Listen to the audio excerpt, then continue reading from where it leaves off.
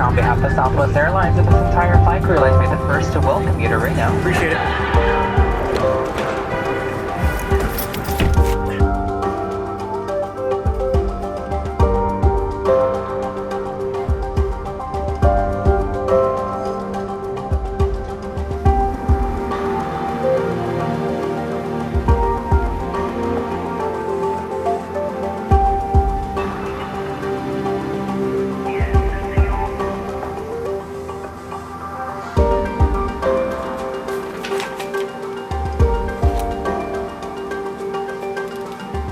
Almost 40-degree temperature. Which is not going to be that tomorrow. Not going to be that. Not even close. Just call it 35. We'd be looking at an 1,850-foot takeoff roll.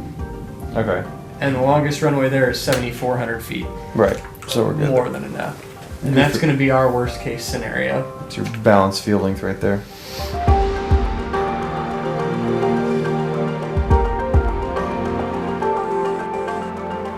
Alright, so it's 6:30 in the morning and we're in Klamath Falls, Oregon. It's kind of chilly out here, so I don't know why I'm wearing a t-shirt. But Josh and I are here at Klamath Falls Airport. We're about to take my new Piper Tomahawk, 1979 Piper Tomahawk, down for our first leg of the trip back to Texas. And by the end of the day today, we're going to hope to make it to Palm Springs, California. So we're starting our way south from Klamath Falls through the Owens Valley and down past Reno and Las Vegas, and so it should be a fun day of some really cool mountain flying. So that's what's on the agenda for today.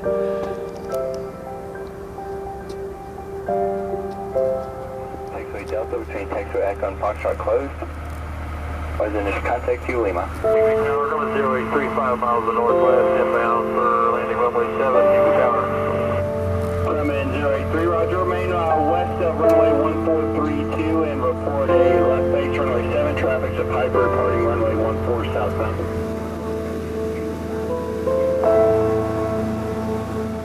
We managed to get out of Klamath Falls by 7:15 in the morning, and we had a stunning first leg, with an unbeatable view of the sun rising over the mountains of the Pacific Northwest, with the 14,000-foot Mount Shasta off our right wing.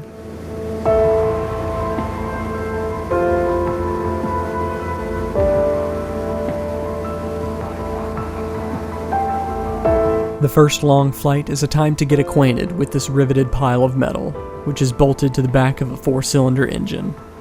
It's our job, as the pilots of this aircraft, to figure out this airplane's quirks, and to determine if one of those quirks are going to turn into a deadly emergency down the road.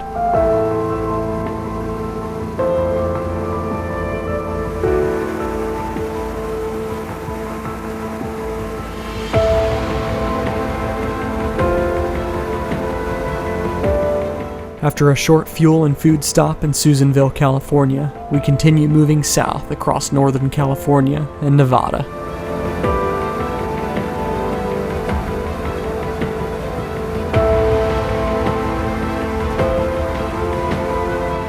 With only 5 hours on the engine since the overhaul, we want to pay careful attention to the performance of the engine, and be sure that all gauges stay in the green.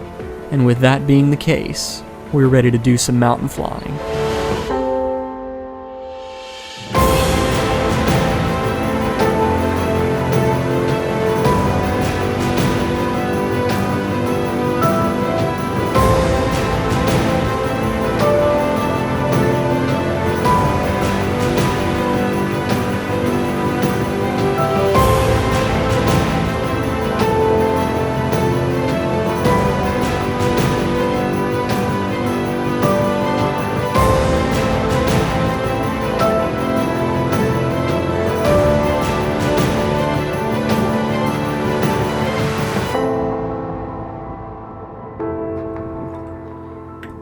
We are in the Mojave Desert. The city of Mojave. Yeah, city of Mojave, California. Edwards Air Force Base is right back there. And there's a boneyard right over there.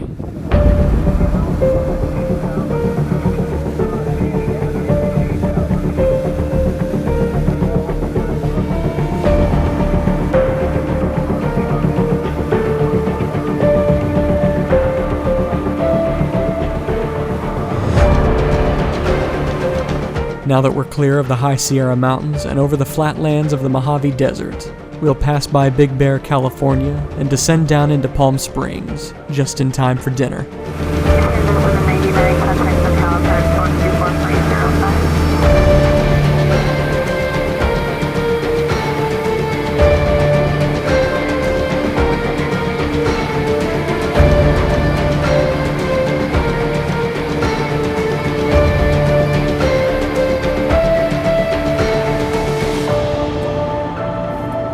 It was a long day of flying, and we're in Palm Springs, California now. We're gonna go to Brandon's aunt's house here in Palm Springs, California. Drop our stuff off. We're gonna go find a place to eat. And we're gonna sack out for the night and get ready for day 2.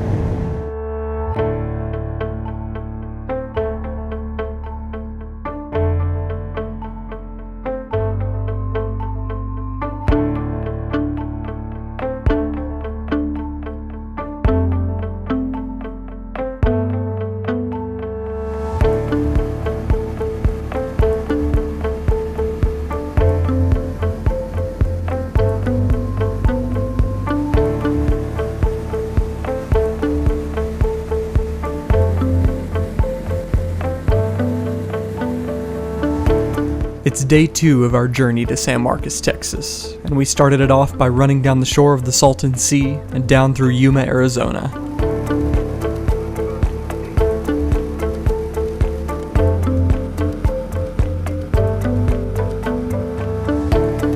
We pressed on from Yuma to Casa Grande, Arizona, between Tucson and Phoenix, and we got an awesome view of the abandoned copper mine just outside of the town. We knew there was some weather brewing in New Mexico and Texas, and we got in and out of Lordsburg, New Mexico for fuel, just in time before the thunderstorms hit.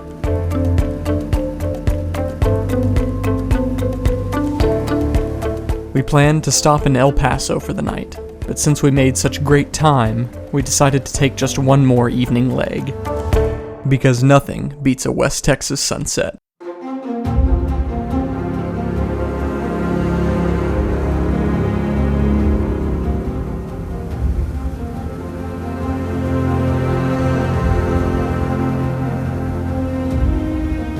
With all the new modern technology in the cockpit now, pilotage seems to be a lost art in aviation.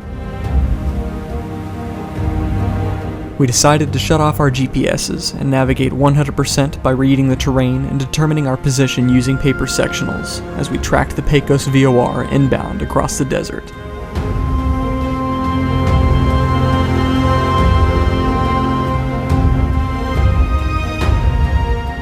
As 2 flight instructors with iPads, Stratuses, and ForeFlight, it's easy to get complacent and lose your touch with raw pilotage, and we thoroughly enjoyed using our eyes, a compass, and a VOR to navigate across desolate West Texas.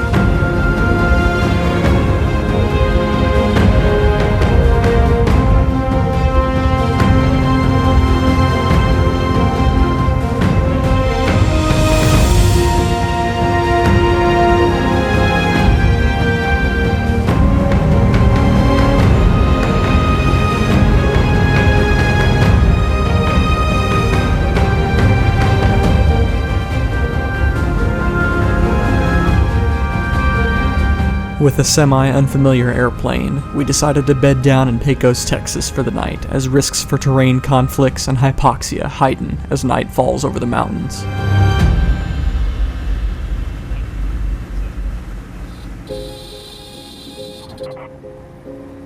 Unfortunately, we only got as far as Fredericksburg, Texas the following morning before the weather got too low for us to proceed. After 1,550 nautical miles flown, we had to terminate the trip only 50 nautical miles from home. Since this Tomahawk is VFR only, and everything from Fredericksburg to San Marcos was IFR. We can always come back to get the airplane on a better day, so we made the right decision, and we drove the rest of the way home.